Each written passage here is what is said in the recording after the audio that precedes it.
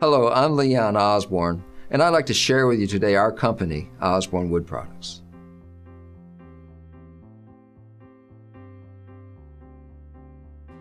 From time to time, people will ask me, why did I start Osborne Wood Products? I think back to 1978, 1977, when I was an employee at Webco, which was a steel mill.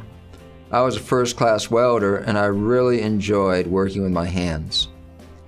But an occupation was dirty, and it really wasn't a healthy occupation. And that is when the seeds started to grow in my mind, and I started to think about something in working with wood, a clean, environmentally friendly occupation. My father had told me when I was a young guy that if you aim at nothing, you're sure to hit it.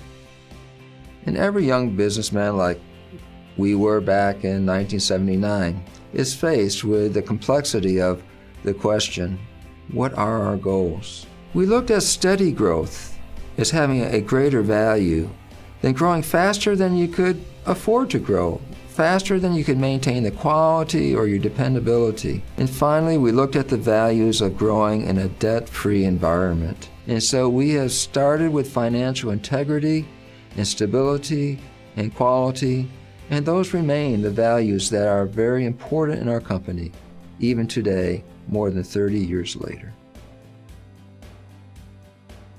One of the things I'm most proud of is in 1994 we had a fire. We were struck by lightning. I was on vacation, it was the 4th of July, and I got a phone call, your business is burning to the ground. We drove all night, arrived at the business at 5:30 in the morning, and it still was burning. We met with the team. We had choices. There was insurance. We could have decided to cash in, not mess with this anymore. Do we want to keep going? Our team said yes. Were the members of the team up to the task? I am proud to tell you, they were, just as they are today.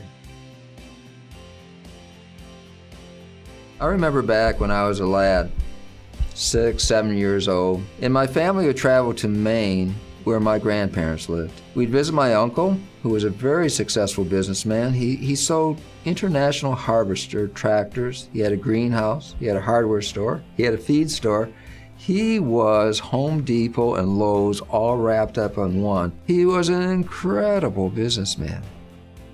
And then my dad was a preacher, a minister of the gospel, and he was the real thing. My uncle shared some stories that were not very pretty. He'd tell my father about how businessmen who were Christian let him down.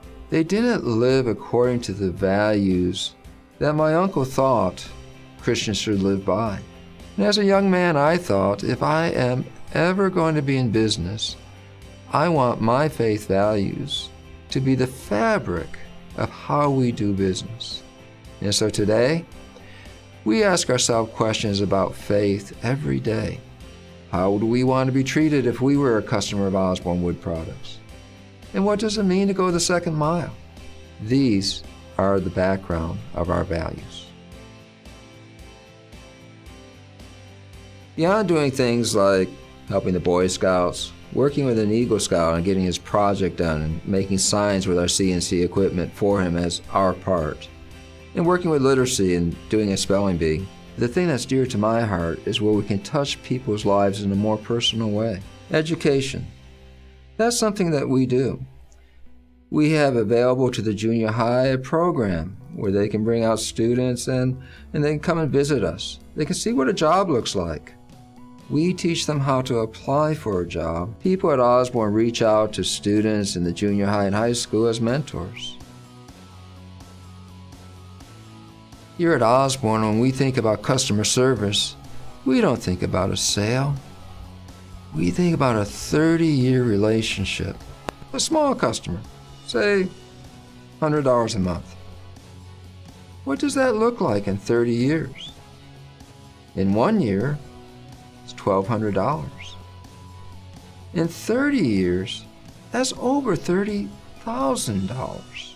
When we think about things that way, is there such a thing as an insignificant customer? That is the backbone of our customer service. There's some things I'm excited about with our company that go beyond the continuous improvement that everybody's involved in every department, every day. But in the future, that's not enough to set ourselves aside from other companies. And so there's some initiatives that we have decided that are not only important for us, but we believe they're important for you.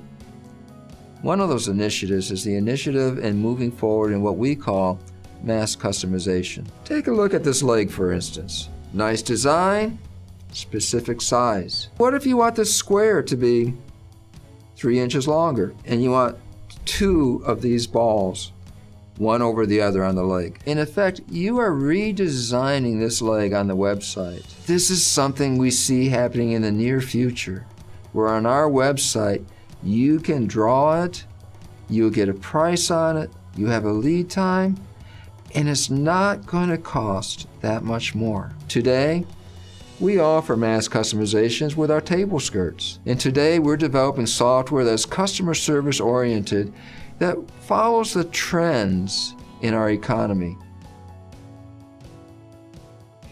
Leadership is caring. Leadership is friendship. Leadership is listening. Listening, taking what you share with us seriously. We are leaders in the industry because we're friends. It's not because we sell a lot or we put a lot of pressure or we have a marketing campaign that's better than anybody else. Leadership is partnering with our customers in a way that is different than is normally thought about. We partner with our customers in such a way that we become part of your business, part of your plan for success. If you speak to any individual, any customer service rep, any person in any of our departments, you will find that they care about you, your needs, and how well we are serving those needs. And so when you share stories about Osborne Wood Products, we help those stories include the elements that Osborne Wood Products is unusual because of the way that we express care for you. My name is Leon Osborne, and thank you for letting me share my story with you. And it is our hope that our story will become part of your story in the future.